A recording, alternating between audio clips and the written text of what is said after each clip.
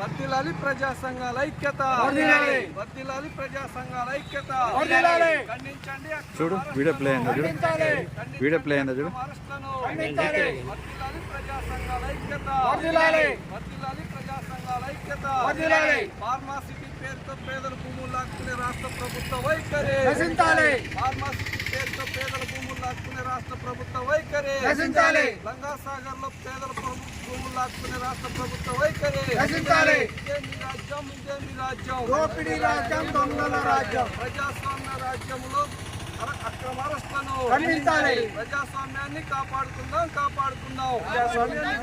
నిరసన తెలిపే హక్కుని కల్పించాలి, నిరసన తెలిపే హక్కుని కల్పించాలి. పేదల భూములు లాక్కునే విధానం రద్దు చేయాలి, పేదల భూములు లాక్కునే విధానం రద్దు చేయాలి. ఫార్మాసిటీ పేరుతో పేదల భూములు లాక్కునే విధానం రద్దు చేయాలి, పేదల భూములు లాక్కునే విధానం రద్దు చేయాలి. వర్ధిల్లాలి ప్రజా సంఘాల ఐక్యత, వర్ధిల్లాలి ప్రజా సంఘాల ఐక్యత. నశించాలి రాష్ట్ర ప్రభుత్వం మొండి వైఖరి, నశించాలి రాష్ట్ర ప్రభుత్వం మొండి వైఖరి. అజ్మీరా శోభన్ గారు. ఖమ్మం జిల్లా సింగరేణి మండలంలో ఉన్నటువంటి రైతు సంఘం, గిరిజన సంఘం, 5వ మహిళా సంఘం, ఈ సంఘాలన్నీ లంగాసాగర్లో జరిగినటువంటి ప్రభుత్వ నియంత్రణ పోకడలకు నిరసనగా ఇలా అంబేద్కర్ విగ్రహం వద్ద ఖండించడం జరుగుతుంది. ఈ నిరసన కార్యక్రమంలో పాల్గొన్నటువంటి వీళ్ళందరూ ఈ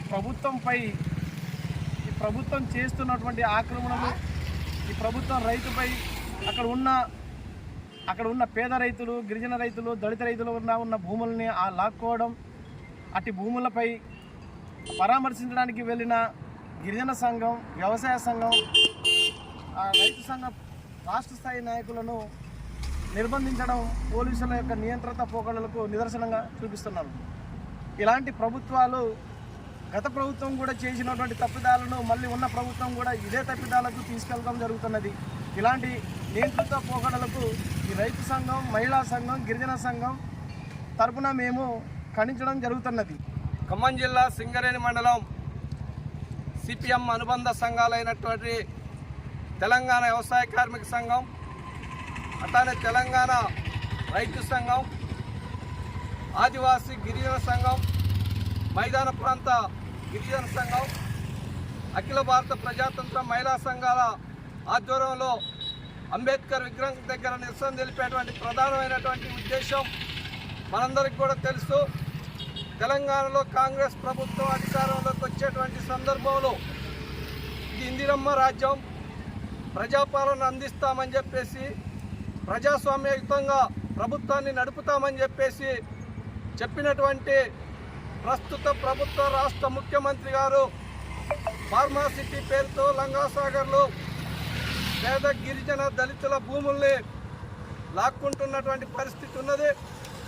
దానికి సంబంధించి వెళ్ళినటువంటి అధికారులను దాడి చేశారనేటువంటి పేరుతోని అందరూ పేదల్ని అక్రమంగా అరెస్టు చేసి 7 గ్రామాలకు సంబంధించినటువంటి పేదల్ని బయటికి రానియకుండా పోలీసు నిర్బంధాలతో భయంభ్రాంతులకు గురి చేస్తున్నటువంటి పరిస్థితి ఉన్నది.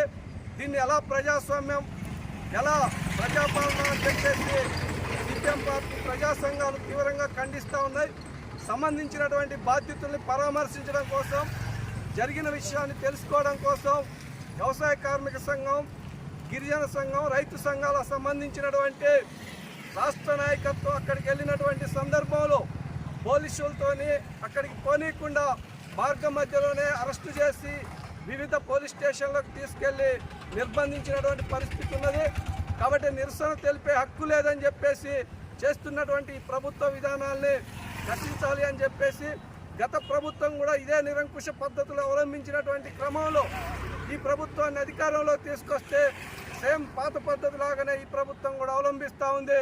ఇప్పటికైనా ఆ విధానాల్ని మానుకోవాలి. సంబంధించినటువంటి పేదల భూముల్ని ఫార్మాసిటీ పేరుతో లాక్కునేటువంటి విషయాన్ని వెంటనే వెనక్కి తీసుకోవాలి. అక్రమంగా అరెస్టు చేసినటువంటి నాయకుల్ని బేషరతుగా విడుదల చేయాలి అని చెప్పేసి ఈరోజు తెలుపుతూ ఉన్నాం. ఇది కనుక జరగకపోతే భవిష్యత్తులో సంబంధిత సమస్య పరిష్కారం కోసం ప్రభుత్వం అవలంబిస్తున్నటువంటి విధానాలు వ్యతిరేకంగా రాష్ట్ర వ్యాప్త ఆందోళనని ఉధృత చేస్తామని చెప్పేసి ప్రభుత్వాన్ని హెచ్చరిస్తా ఉన్నాం. ఇలాంటి మరిన్ని తాజా వార్తల కోసం ARG న్యూస్ టీవీని సబ్స్క్రైబ్ చేయండి.